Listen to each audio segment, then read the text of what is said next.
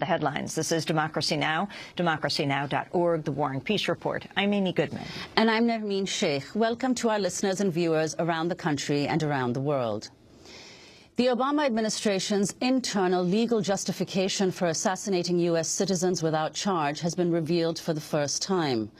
According to a secret Justice Department document obtained by NBC News, the Obama administration's claims it has the legal authority to target citizens who are, quote, senior operational leaders of al-Qaeda or an associated force, even if there is no intelligence indicating they are engaged in an active plot to attack the U.S. In September 2011, a U.S. drone strike in Yemen killed 2 American citizens, Anwar al-Awlaki and Samir Khan. The following month, another U.S. drone strike killed al-Awlaki's 16-year-old son, Abdurrahman al-Awlaki, who was born in Denver. The document obtained by NBC News is described as a white memo that was provided to members of the Senate Intelligence and Judiciary Committees as a summary of a classified memo prepared by the Justice Department's Office of Legal Counsel. Last month, a federal judge denied a request by the American Civil Liberties Union and the New York Times for the Justice Department to disclose its legal justification for the targeted killing of Americans. The Obama administration's secrecy around the drone program is expected to be a top issue at this week's confirmation hearing of White House counterterrorism advisor John Brennan to be director of the CIA. Brennan has been dubbed by critics to be Obama's assassination czar. Joining us now is Jameel Jaffer, deputy legal director of the ACLU and director of the ACLU's Center for Democracy. You've looked at the white memo. This is something you've been asking for quite some time, Jameel. Talk about its significance. Go through it with us, sure, point by point. Well, it's a very significant document, and it's a remarkable document, and it's something that everybody really ought to read in the same way that everybody ought to read the torture memos from the last administration. It sets out, or professes to set out, the power that the government has to carry out the targeted killing of American citizens who are located far away from any battlefield, even when they have not been charged with a crime, even when they do not present any imminent threat in any ordinary meaning of that word. So it's a pretty sweeping power that's been set out, and the memo purports to provide a legal justification for that power and explain why the limits on that power can't be enforced in any court. The confidential Justice Department white paper that you're talking about, Jameel Jaffer, introduces a more expansive definition of self-defense or imminent attack than any articulated by the U.S. government before. It reads, quote, the condition that an operational leader present an imminent threat of violent attack against the United States does not require the United States to have clear evidence that a specific attack on U.S. persons and interests will take place in the immediate future. Can you talk about the significance of that and how exactly imminent is defined in this document, sure, or not defined? Yeah, well, I mean, I think you have to start with the acknowledgement that there are circumstances in which the government has the authority and maybe even the responsibility to use lethal force. Even if you think about it domestically, somebody's running down the street, waving a gun around, threatening civilians. The government doesn't have to go to a judge beforehand to seek a warrant to carry out that use of lethal force. But that's a situation in which the threat is imminent in the ordinary meaning of the term. There's not time to go to a judge. There's not time for deliberation. But the kind of imminence that the government is defining here, or the way that the government has defined the term here, is much, much broader. They're talking about situations in which the person presents no immediate threat. There's no known plot. These people are located far away from any actual battlefield, so you're not talking about a situation in which there are battlefield exigencies that the government has to worry about. You're really talking about something that looks a lot more like a law enforcement context. And in that context, the traditional rule is the government has the authority to use lethal force only in very narrow circumstances. And this memo really redefines those circumstances entirely. Let's turn to Attorney General Eric Holder, a comment he made last March when he outlined what the White House billed as the legal rationale for its claimed right to kill U.S. citizens who belong to al-Qaeda or associated forces. It is an unfortunate but undeniable fact that some of the threats that we face come from a small number of United States citizens who have decided to commit violent attacks against their own country from abroad. Based on generations-old legal principles and Supreme Court decisions handed down during World War II, as well as during this current conflict, it's clear that United States citizenship alone does not make such individuals immune from being targeted. Jameel Jaffer, respond to Attorney General Holder. Well, it's not a question of immunity. This is kind of a straw man. Nobody is arguing that Americans are entirely immune from the government's use of lethal force. The question is, under what circumstances can the government use lethal force? And again, for very good reason, those circumstances have traditionally been defined very narrowly. Now what the government is doing is creating an extremely broad category of people who can be targeted without judicial review before the fact, without judicial assessment of the evidence after the fact. It's a very dangerous thing that the government is doing, and I think that at some level, I think the people who have written this memo and the people who are exercising this authority in the Obama administration must be convinced of their own trustworthiness.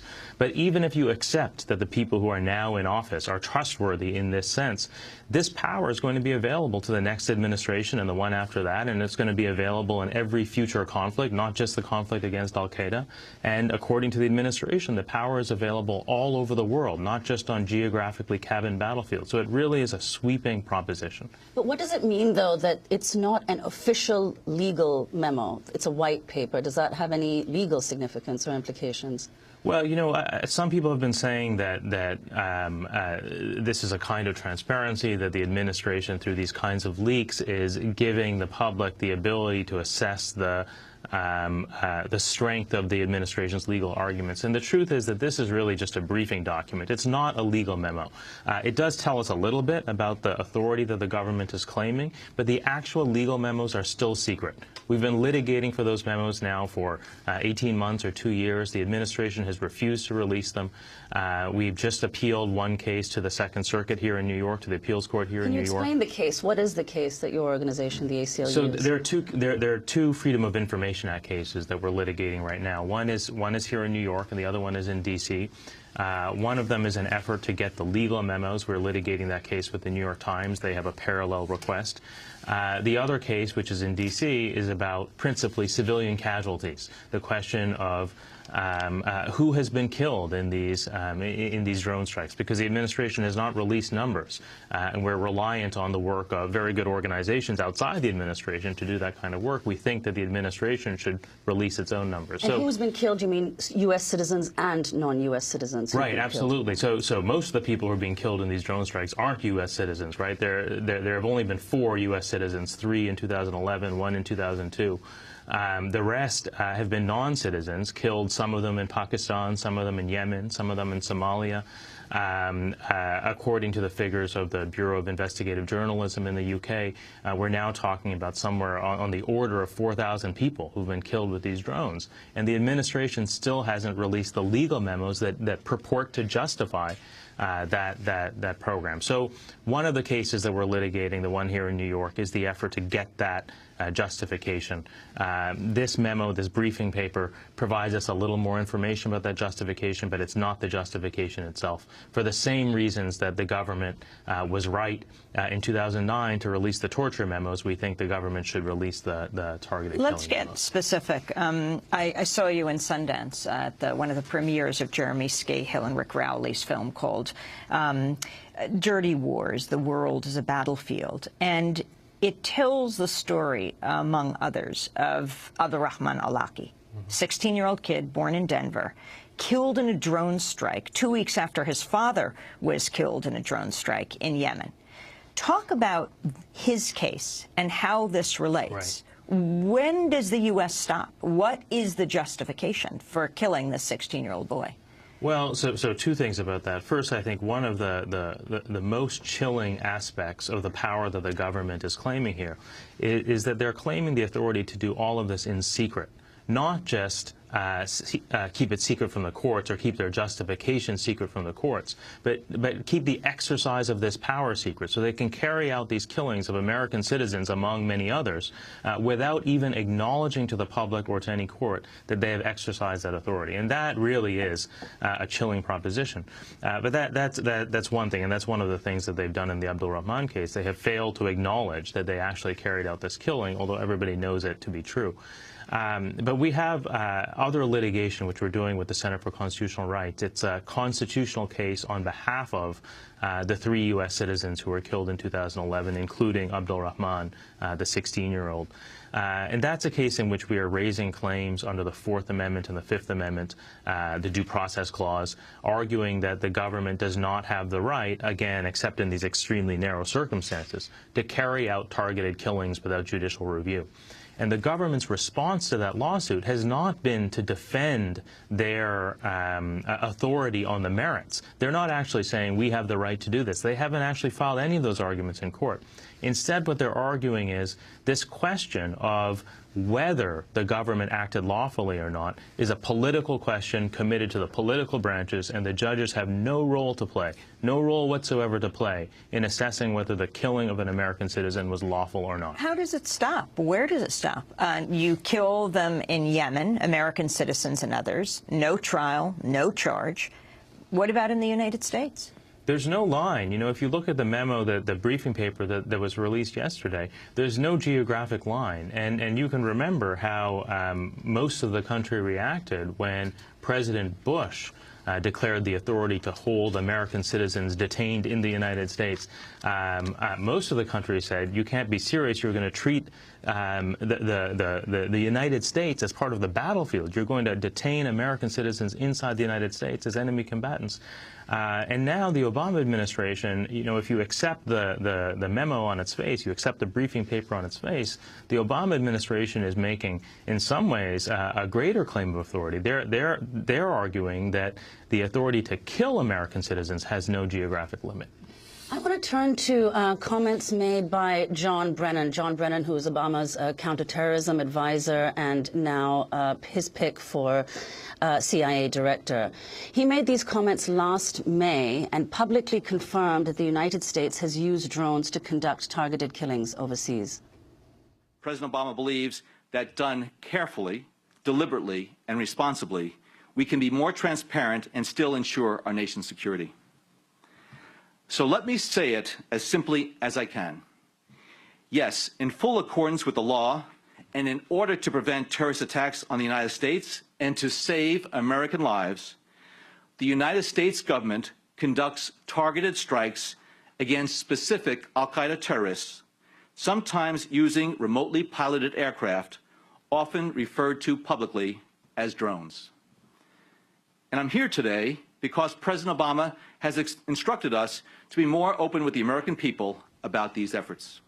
That was Obama's nominee for CIA Director John Brennan speaking last May. Jameel Jaffer, your comments on what he said about drone attacks. Well, this is I think, you know, in some ways good timing for the release of this briefing paper because, you know, as you mentioned, John Brennan has been nominated to head the CIA. There's going to be a vote on his nomination later this week.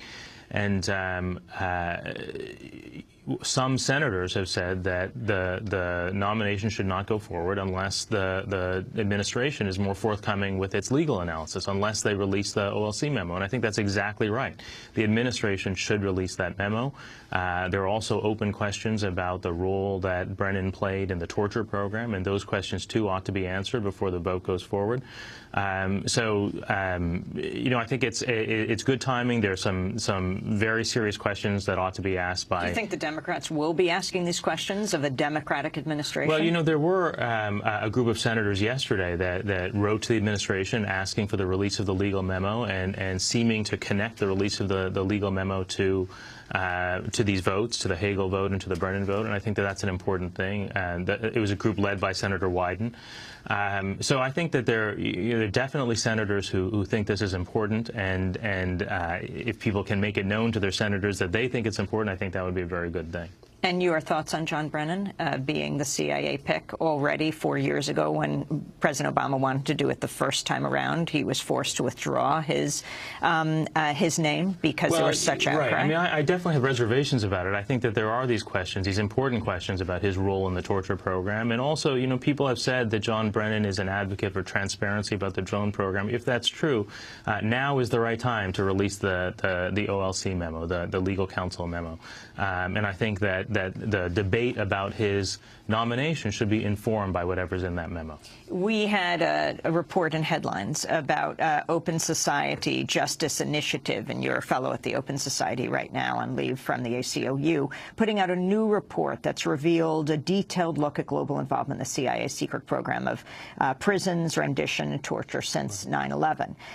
The initiative says 54 countries aided the CIA until President Obama stopped the program in 2009. It's called Globalizing Torture. Also reveals at least 136 people were held by the CIA during those years, the largest tally to date. How significant is this? I think it's a hugely significant report. I think it's the most comprehensive report thus far about the people who were held by the CIA and what happened to them, and also the complicity of other countries in the CIA's program. Some of those other countries have begun to grapple with the question of accountability for their role in that program.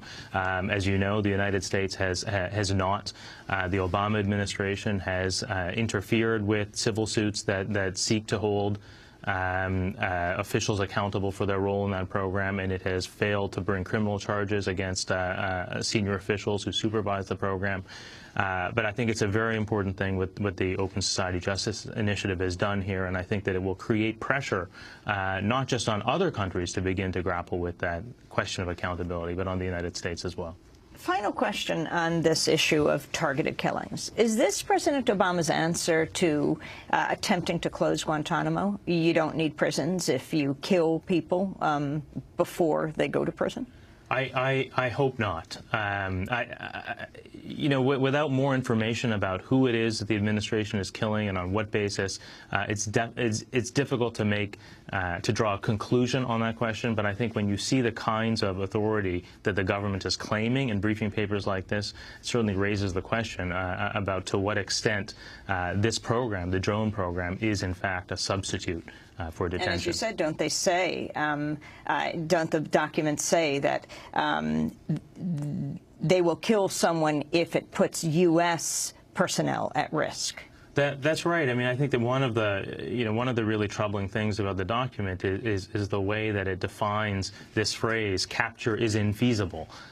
Because once you see that phrase in the first paragraph, capture is infeasible, it sounds like a real restriction on the government's authority to use lethal force. But halfway through the memo, they redefine the phrase capture is infeasible to mean something more like capture is inconvenience.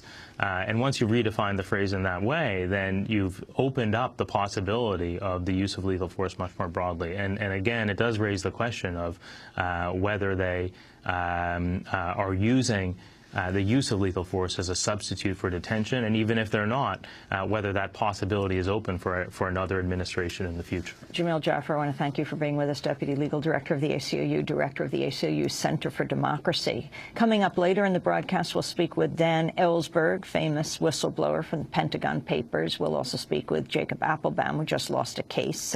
He does not have the rights as a federal court to know when the government is taking his Twitter information or email. Thanks so much for watching this report from Democracy Now!, your daily independent global news hour. We don't accept advertising or corporate funding, but rather rely on donations from viewers like you. Please make your contribution by visiting democracynow.org. We need your support today to keep bringing you this hard-hitting, in-depth reporting.